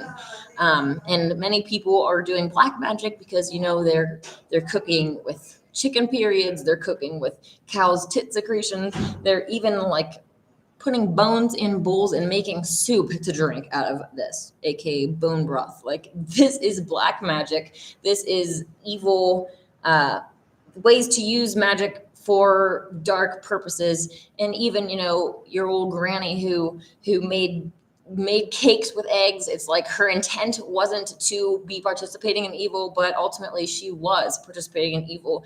And so many people have died in ignorance. Thankfully, we are judged based on our level of knowledge. When we were ignorant, the spiritual world, our creator, even our own souls, we're going to judge ourselves differently at that point in time than we judge ourselves when we actually know the truth, or how we are judged when we know the truth, right? The spiritual world is going to say, so-and-so didn't know eating animals was bad at this point, and okay, but then they found out, and now do they go back to eating animals after they know it's wrong? Are they going to consciously choose to do something that they have already accepted in the back of their mind, at least, that is wrong? Or are they going to do right? And, we're judged differently. So Hey, Levi, how's it going? Judgement says the base of all evil is in Switzerland. Really, that's interesting. Do you have any more information about that? The banks and stuff, and I heard a lot of I've heard about them hoarding gold, which is obviously interesting when you take into consideration all of the stories, you know, about like dragons sleeping on piles of gold and all of that kind of the magical properties of gold and all of that. Like there's a reason that these things are put out there, truth in plain sight. So yes. Hi, Mike the mechanic. How's it going? Hello there, Inanna. Chesterman says, I used to open up my clown chakras, but these days I'm opening up my crown chakra. That's cute. Road to Greatness says, your thoughts on NASA hiring theologians to tell humans aliens exist? NASA will stoop at anything to keep their deception going. I didn't know that they were doing that. I mean, I don't keep up with NASA and all of their nonsense, but even I was just seeing that there's like a new Buzz Lightyear movie coming out. Like they're desperate to keep this space thing alive and going. And obviously, with the Project Bluebeam getting control over the situation and kind of like setting the stage so that if they like nothing is guaranteed, so you know they could do this or they might choose not to. We can't say for sure they're going to do this. Even the depopulation event, you know, it could stop in its tracks if humans stop doing the evil. The karmic justification for the depopulation of humans would be cut off, and the entities doing it would stop because out of self-preservation, they're like, I'm not gonna rack up bad karma on myself for hurting innocents, right? But they would say, you know, if there's guilty, then, you know, if they get pleasure from harming the guilty, from being that karma for the innocents, right? I mean, I see it as if me and you need to get into it physically over you hurting the cow, like, let's go. I'm willing to fight, kill, and die to protect this animal. And, you know, my mindset obviously is a little bit different because these other species sometimes, you know, they don't necessarily like humans for whatever reason, or they actually get pleasure from torturing us.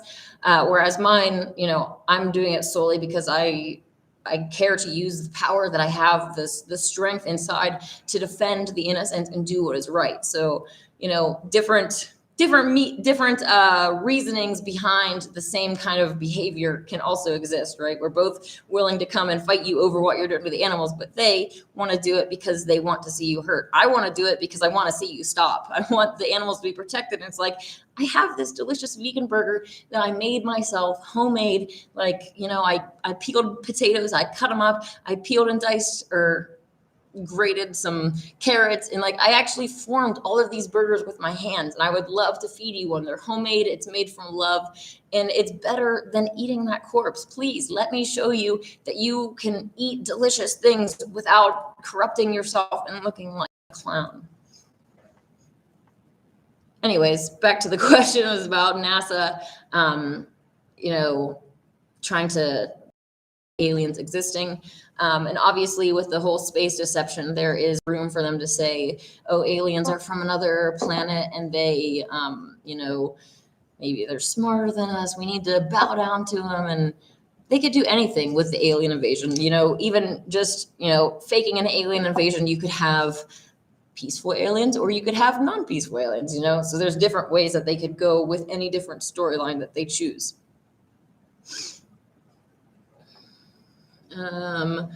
Mike says, yes, I believe makeup was originally made for the drag monsters and they got real women to follow suit. I do not use the Q word for any men because etymologically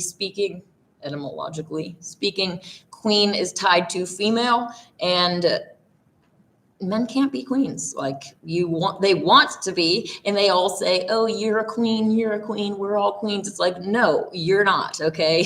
Like you are a clown and you are a broken clown at that. And definitely not a queen. Stop tarnishing that word to be not you. I'm just saying they are tarnishing the word queen and the word king, which actually should mean something. I mean, for me, it means something, a respectable position. Like a king and a queen is something that people, it's not just that you give it out to anyone. It's not that a boy putting on a dress gets to wear a crown. Like, that's not how any of this works. So yeah, I don't like when people use that word to label men. You can screw off. Okay. Levi says people dress like clowns now compared to the year 1900. What just popped into my head was one time I saw this fashion runway where this person literally had a pillow attached to their head, and their hair was like spray painted, no, like sprayed so that it would like feather out on the pillow and look like they just like are laying down in bed with their hair out, but they're actually standing and walking down the runway. It's like, what the heck are you guys doing? They get paid for this. But yeah, the fashion industry, everything is obviously controlled by the powers that be. Personally, one of the things that I absolutely hate about modern fashion is high-waisted pants. I find that they're utterly disgusting. But, you know, MTFs wear them to shorten their torso, to hide the fact that they don't have female flaring hips. Another thing that has been introduced to humans is like women wearing like suits and shoulder pads in both male and female clothing, to help not only, you know, when it comes to the MTFs, when they're wearing like business suits and stuff, you know, it helps with that a little bit to make it look not as obvious that they're men. But also on the flip side, for the FTMs that have more slopey shoulders, it's like it creates this more masculine like look for them. So all of these different ways that that clothing can and is used to help inverts pass is definitely one of the main objectives. And then, you know, if it's not to help the inverts pass, it's to make humans clowns. Like, those are like the two number one things that I've come across. Somebody uses essential oils. That is really cool. I've kind of thought about getting one of those diffusers as well. They can be really beneficial. Mike says, if you look at pictures of the drag monsters of England in the late 1700s, early 1800s, are quite a sight. No amount of makeup could save them. Oh, well, that's funny. Also, back in the day, you know, before they had modern, you know, estrogen or testosterone, grab your barf bucket, everybody, but Premarin is actually still used today for estrogen. It's pregnant mare urine. They literally have impregnated horses that are hooked up to bags that collect their urine, and they consume it. Like, that's, look it up. Okay. It's still used today, and real women have been fooled into taking this as, I mean, obviously the inverts take it too, but they do some really bizarre things to try to get away with their deception, right? And on the flip side, bull sperm for testosterone, like, oh my gosh, I can't even like imagine this. Yeah, let's move on from that topic before I vomit. Okay.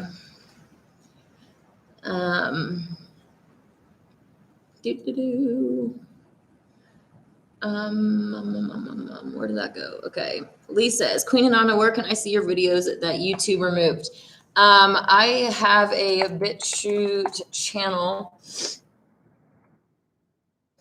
but I've also uploaded to the Internet Archive. Some of my videos that have been removed, I've actually uploaded to the Internet Archive, that, you know, it can't be taken down. You should be able to look up Queen and Anna Snow and be able to find any of the videos on there that I've posted. But also, let's see, Queen Snow.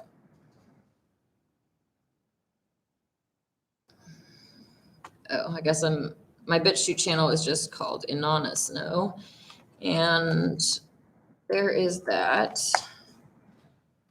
The last one that I uploaded actually was also on Rumble, the unfortunate truth about the truther community. The first thing that pops up is Russell Brand's face, and I'm like, oh my gosh, I can't believe I used to have a crush on that clown. Okay. All right, let me have this. Okay, this is the banned from YouTube video that was on Rumble. I haven't really uploaded much to that, but I do need to get on another channel because I expect that YouTube will take me down at any point. Like probably like at the lowest moment when it's the most discouraging, I don't even want to put it out there, but they'll probably just take my whole channel down and be like, ugh. So sad. Okay. Levi says, what do you think of activated charcoal as a detoxifier? I, again, haven't actually looked into it extensively. I know that there's like a lot of toothpaste and stuff made with activated charcoal nowadays. And even, what's it called? Diatomaceous earth and stuff. I kind of just keep coming back to the same thing is like, I don't really focus on putting stuff in, but rather naturally letting the body detox and purify through not only purifying the diet, but also mainly dry fasting. But that's not to say that these plants and other things don't have their own, properties that can help heal. Yes. Lisa says consuming gold will just come straight out the other end. Judgement says silver is highly conductive, which the body needs to energize. Interesting. I think, just alkalizing though, if you are consuming a diet that's really high in fruits and veg, like that's pure life force energy being transmuted into your own life force energy. And, obviously if you're used to eating really heavy meals and all this stuff, having the energy and all that stuff coming from eating plants right away might not be the case. It's like you might have to have some readjustment time where your body and any other passengers that you have, like parasites, you're gonna have to deal with some of the issues that you have created over this lifetime of eating improperly. And what popped into my head was recently I was thinking about, people say, oh, I just had to listen to my body and my body just needed meat, like, excuse to stop being vegan or whatever. It's not that it's your body saying that. You have to take into consideration the fact that you do probably have parasites, like bacon, especially just the bottom feeder type, animals like pigs, parasites and other things going with that, any undercooked meats and stuff. Like it's just really gross. And it also is demonic. So you also are creating demonic attachments, spiritual attachments. And you can get attacked from that, right? That demon that you are connected to, that you've been feeding, that's been kind of like Monsters Inc. How they get energy from the streams. It's kind of like there's entities that can that feed off of us spiritually. They can feed off of us in our negative emotions and our positive ones. So it's not that they're like these evil creatures that, God created that can only eat negative energy. Like it can go both ways. Some tend to prefer the negative energy and think that it's a lot more tasty, but you also have to think of how many humans maybe prefer the adrenalized flesh over the non or other things like that. Yuck.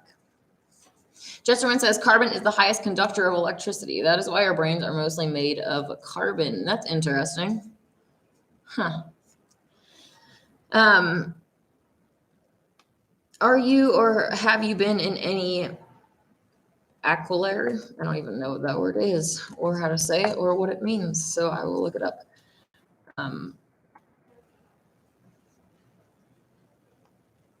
Oh wait. A coven. Okay. It's interesting. It didn't actually come up. Hopefully that's what you're meaning because it goes along with the witchcraft thing. I am not any part of any technical group. I am the leader of the groups that I am in. And as far as witchcraft goes, it can be used for good or evil. It's a tool, just like I was reading from the Gospel of the Holy 12. It talks about the Christ going to Egypt and learning the different healing properties of stones and of herbs, and learning the different ways that the sun and the moon travel around our earth. And obviously the information that that is gained there can be used for good or bad. You can, take a hammer and build a house, or you can take a hammer and hurt somebody, right? It's a tool that can be used for good or bad. And people that want to say that they don't, what, I got some spammers in here. Okay. People that say that they don't participate in witchcraft probably still actively not only eat animals, which is black magic, but also, making a wish and blowing out candles on your birthday, that is a form of magic. If you are a child who's wishing for, something good, that could be seen as a good form of magic, right? Unless you're, wishing for somebody to die or something, then that would be, you can use the same, blowing out a candle on a birthday cake, the same actual ritual for either good intent or bad intent. So that's just one example. And the same principle is, what was I going to say? I started reading the chat and I lost it.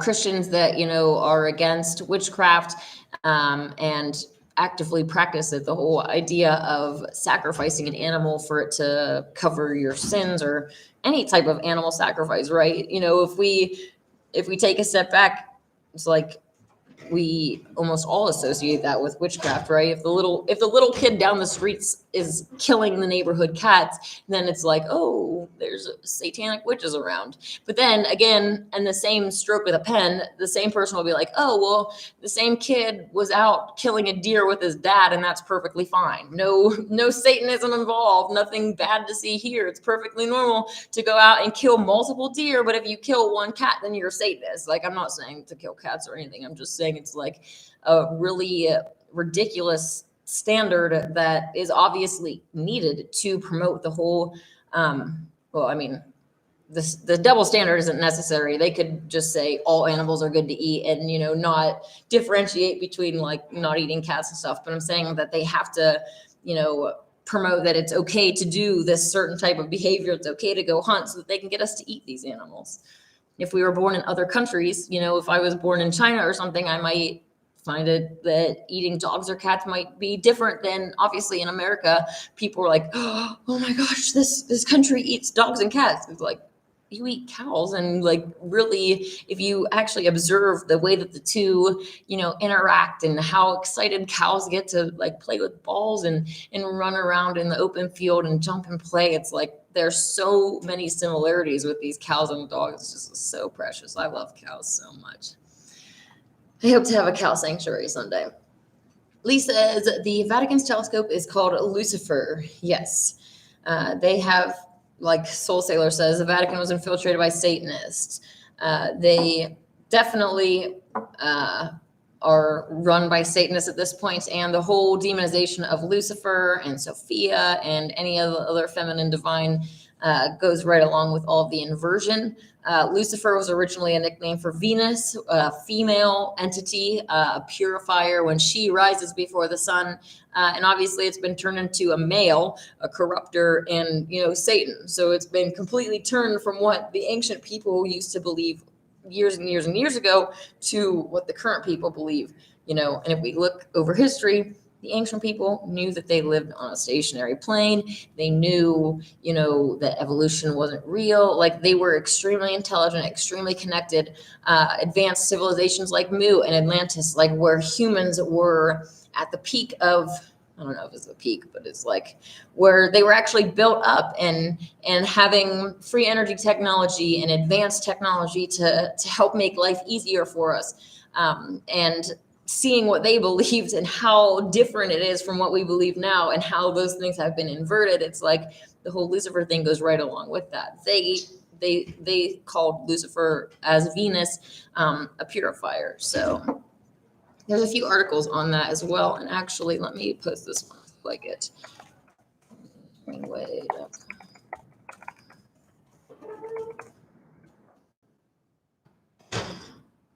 Okay, this is a good article here from the NazareneWay.com regarding Lucifer. So check that out. Okay, Mike the Mechanic says, oh, I hear you about the Q word. That's why I put it in quote marks. Yes. Hello, wrong distance runner. Okay, long distance runner. How's it going? ND Ram, how's it going? Sup, Q? Soul Sailor says, hi, it's a long distance runner. What about eggs? You don't have to kill chickens for their eggs. And you come on and say that you're kind of stealing their baby, though. Yes. The whole concept of like going, like a bird in the wild, if you think of it, right? They lay eggs at a certain time. And when they lay those eggs, they're expecting babies. Like that's why that egg is coming out. It's like that mental connection to the bird is happening, right? And if the egg doesn't hatch or something, like that bird feels like, I don't care if people will think that I'm crazy for saying this, but it's like animals feel pain. They have maternal instincts, and if the egg doesn't hatch or something, they can feel really negative about that. Obviously, with the battery farms, or I think that's what they're called, but they have like hens in these really tiny cages. They make sure that they snip any beaks or nails so that when the bird is confined in this space, they don't tear each other to shreds, like freaking out because they're so enclosed. They're birds. They need to fly. They need to be free. Oftentimes they're put into, I don't know what the exact words are, but they go through a process where basically the bird's put into the dark to try to force egg laying, and they want to get out as many eggs as possible. They selectively breed to make the eggs, to make that bird lay more eggs than natural. And yeah, so the whole situation is abusive in itself. And yes, Levi says one egg has the full chain of amino acids. That's gross, though. As far as getting complex proteins, complex structures, and we're told that these are great. Oh, meat has these complex proteins, and you can't get them anywhere else. Like, well, that is really telling because our real diet that we're supposed to consume is raw herb and fruit bearing seed. So if I can't get those proteins from nature where I'm actually supposed to eat, that should be a red flag. Okay. Not only that, I'll take it a step further. All of the things that you eat in nature, when you go get an apple, there's very simple proteins in that apple. And then your body takes those very simple proteins and can immediately just start building with it, right? Remember, we talked about when you're in feast mode, your body's building, right? So you put food in it and we're building muscle, we're building whatever needs built, right? Those very simple proteins, very simple components can be digested very easily and then immediately turned into building blocks. Whereas on the other hand, when you get a piece of corpse, the complex proteins, the complex structure of that actually has to be broken down first. So instead of, just eating, building right up, getting right into the process, and now your body actually has to break down all of these complex proteins, all of these complex structures into simple ones, and then take the simple ones and start to build. You see how, before we just build and start right away, and now we have to go through this whole breaking down process, and it can take hours and hours and hours for a corpse to fully digest through your system, which is opposite of like fruits and vegetables. You can eat like a watermelon and it's through your system in maybe like a half an hour to an hour. Our bodies aren't made to have things in our digestive tracts for a long time. It's just not healthy.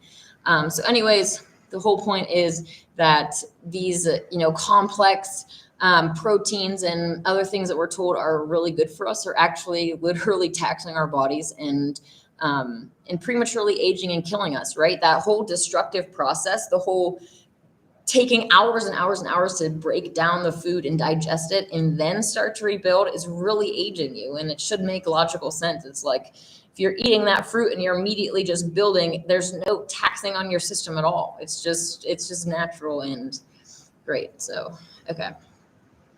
Mike the Mechanic says, as part of my vegan journey, I found out that there have been paraplegics who became vegan and had reversed their condition.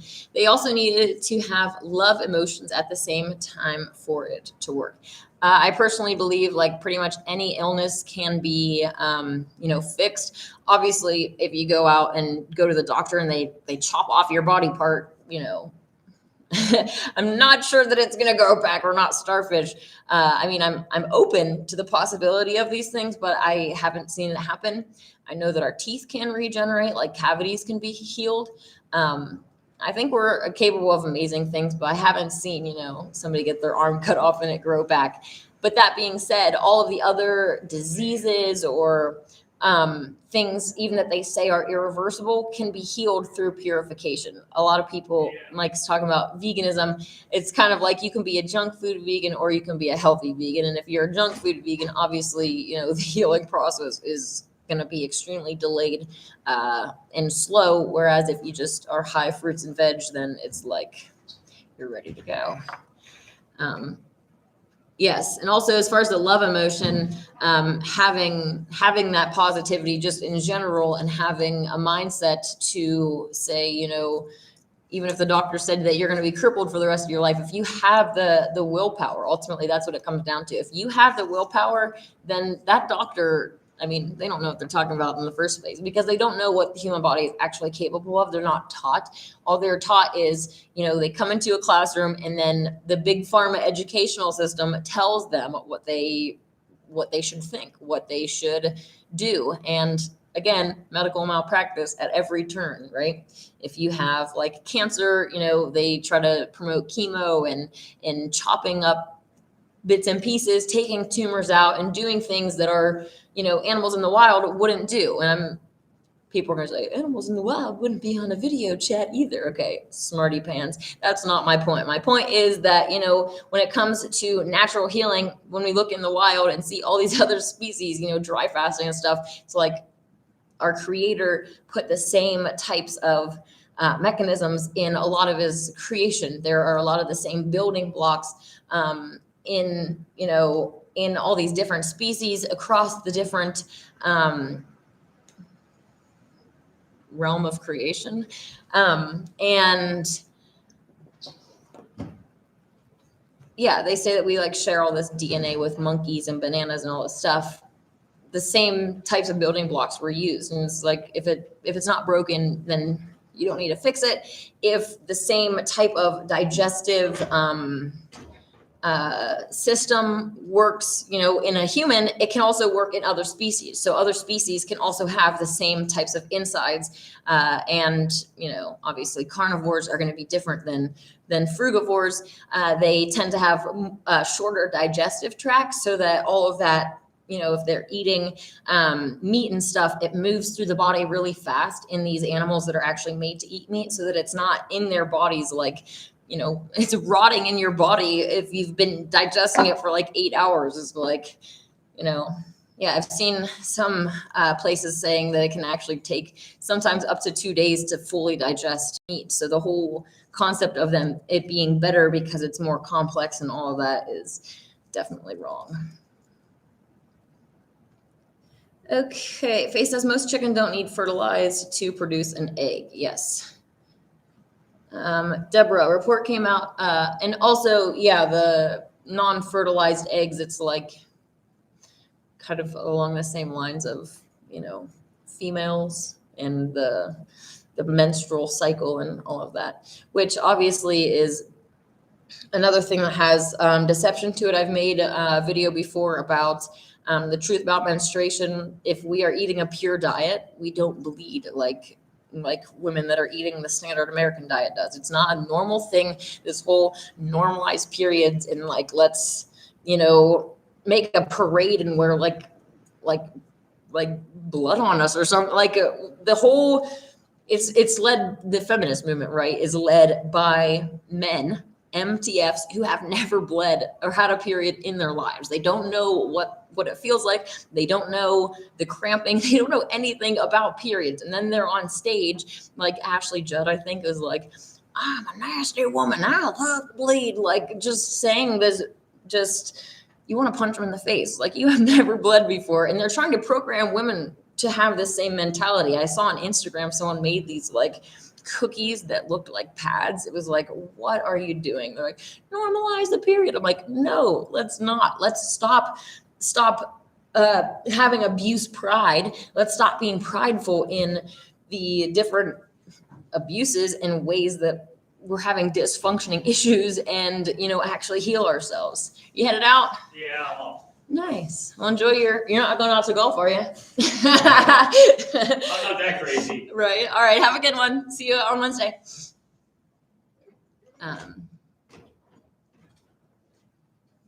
Yeah, normalizing the period and being proud of it. It's like, no, we should not be proud of it. What is happening right now? My phone's going off.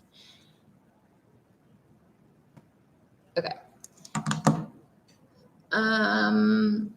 Soul Sailor says, oh wait, Deborah, a report came out in 1972 that animal protein causes psychosis, symptoms, and schizophrenia. Oh, yes. That does not surprise me. All of the demonic and the spiritual aspect of it, like I was saying before, it's a black magic ritual, like going out and getting an animal and killing it and then consuming its flesh. It's like black magic 101. Mike the Mechanic says, it took a while, but after... Soul Sailor says, Deborah, not surprising. When humans eat another brain, it has dire consequences. Not surprising. Flesh is similar. There used to be this really great article that they took down talking about cannibalism, and I've referenced it before a few times.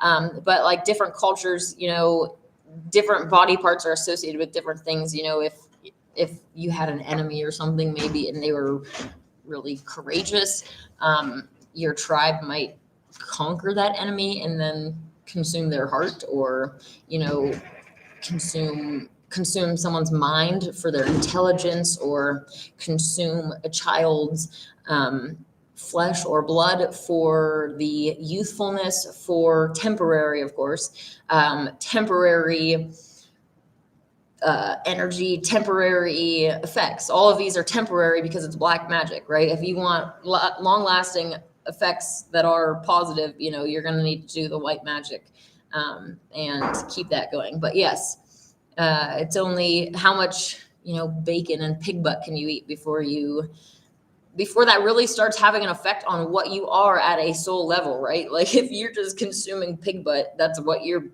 body's building with that, then you're a whole body made out of pig butt. Like, that's disgusting. It's no wonder that you just go on vegan posts and yell bacon in all caps. It's like, because that pig buttness is just radiating off of you. You can't even control it. You have to type it out. Like, seriously. Like the Mechanic says, it took a while, but after initially losing weight by becoming vegan, I've actually been gaining muscle, develop a physique, and in better shape than ever without working out. That is awesome. Very impressive. Is there anything in specific that you found, beneficial to eating to getting you to that point? Is there anything that you eat like on a consistent basis that you feel that helps with that? Yeah. Levi says, do you use Tom's toothpaste? It doesn't have fluoride. The toothpaste that I have, I think I'm using this Uncle Henry's, or Uncle Henry or Harry. Yeah, Harry. Uncle Harry's natural products. I've been using that toothpaste, but that being said, obviously fluoride free is definitely the way to go, but you can make your own toothpaste with coconut oil, baking powder. I would get baking powder and soda mixed up. Okay, hold on.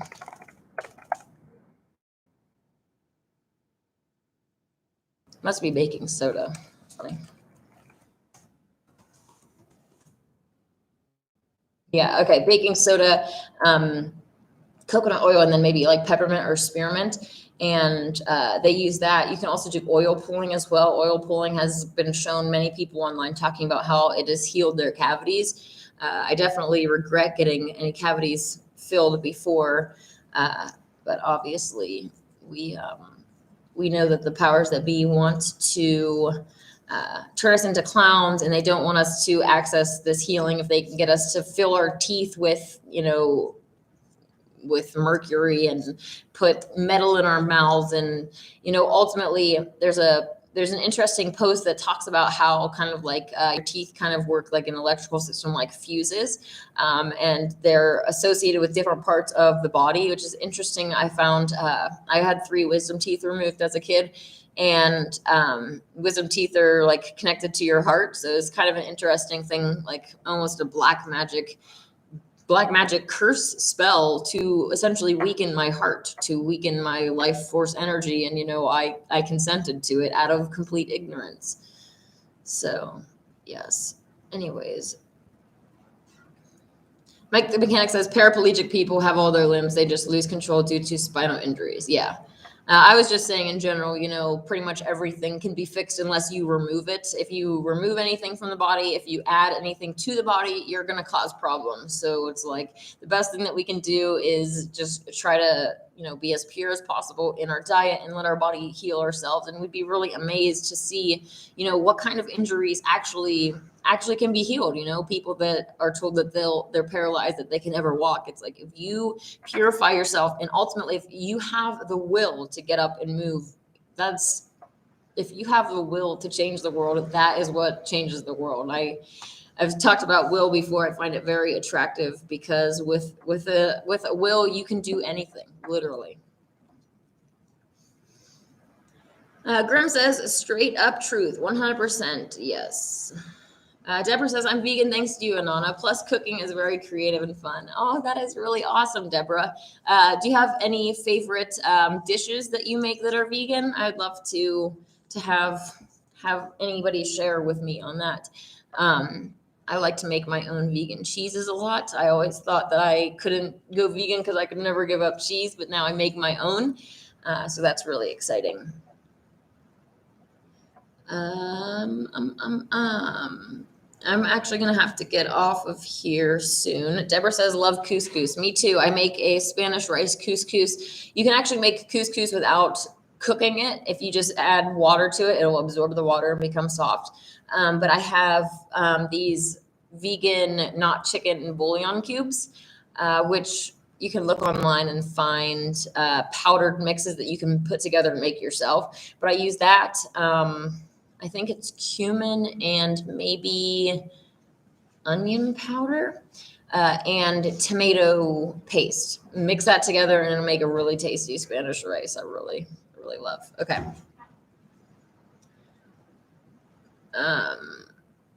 Grim, I'm not sure what your phantom period. I'm not sure what that means. Let's look. I don't get down with all the kids in their lingo.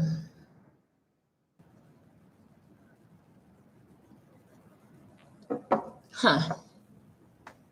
Yeah, I've actually never heard of this before. But yeah, animals in the wild, like if you think about mammals in the wild, it's like they couldn't afford to sit around and bleed like human females do. They are eating properly, and it's like very little, if any, blood even comes out. If you think about it, it's hemorrhaging, and hemorrhaging from anywhere, losing blood from anywhere in or on, or your body needs the blood in it. Okay. So if you're losing blood, that is a bad thing. And obviously because of the powers that be, they look out and say, oh, all of these women are eating. They don't say that part. They're saying all of these women have this body function. So now it's labeled as normal, but they don't, take into consideration that all of these women are eating the same junk. So their bodies are producing the same effects to try to get rid of all of that junk and clean out the body to ultimately create a good space for a baby to clean out a house. So yeah. And as right along with that, the whole menopause thing also, we've been told a lot of different lies about that. Even the fact that humans can live hundreds of years in vibrant youth, it's like having these menopause issues at not even 100, you should not be having these types of things, right? If you were aging naturally and normally, that would, any of those types of issues where you stop being able to reproduce because of old age would come hundreds and hundreds, 400 years old. People in the back are like, she's crazy, but I don't really care. You're not knowing of what the human body is capable of and what our species was actually designed to to function like is not my fault. But if you want to know the truth, I will definitely more than happily share it with you. Grim says, Almer, I'm not really sure how to say that, is their favorite toothpaste. I've never heard of that one before. Mike says, I added pea protein powder to my morning fruit/almond milk smoothies. Oh, okay. Interesting. Can't tell you the last time that I had a smoothie, but I would like to get more into making smoothies. I want to try to be more raw vegan and pure this year. It's really going to be at the front of my my thoughts, my consciousness. Okay. I am getting ready to head off here. I'll answer this question. Road to greatness. Is natural alkaline water good for you versus tap water? I personally consume water that comes out of, there's like a underground, water system that comes essentially from Mount Shasta area down to where I'm living. So I have my own private source. My water isn't fluoridated or anything or treated or anything like that. So that's what I consume. But obviously, the more pure that you can get, the better. I'm not sure. Alkaline water is an interesting thing, especially, people that are consuming a bunch of acidic things. If you're consuming alkaline water, how much is it actually working to counteract what the acid that you're putting in? But yeah.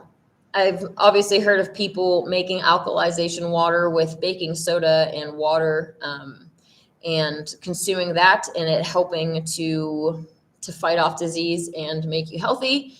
I personally haven't tried it. I guess I've consumed it, once or twice to actually try it, but not as an actual regimen that I wanted to get into on a regular basis. So yeah. That being said, Lee says, thank you for this hangout. It was awesome. I agree. I really appreciate you guys coming and hanging out with me and all of the conversations that we have. It's really awesome. But I was going to end with just reminding you that I am going to be doing a 48-hour dry fast. We'll technically be starting tonight at midnight. So if you want to purify with me 48 hours, if you're not ready for dry fasting, maybe, just having a day of veganism if you're not vegan yet, or a day of raw veganism if you're already vegan, maybe a day of juicing or water fasting, wherever you're at in your journey of purification. If you just want to take one baby step with me, for 48 hours, we can do it together and get through it. Find me on Instagram at Queen Inanna Snow, and I would love to, be there for you to help encourage you and answer any other questions that you have. And yeah, I will catch up with you on Wednesday. I'll be here at 3:33 p.m. PST. So make sure that you tune in. YouTube probably won't alert you, but hopefully you will be able to join me. And until then, have a very safe rest of the weekend and week. May God and the Goddess bless you.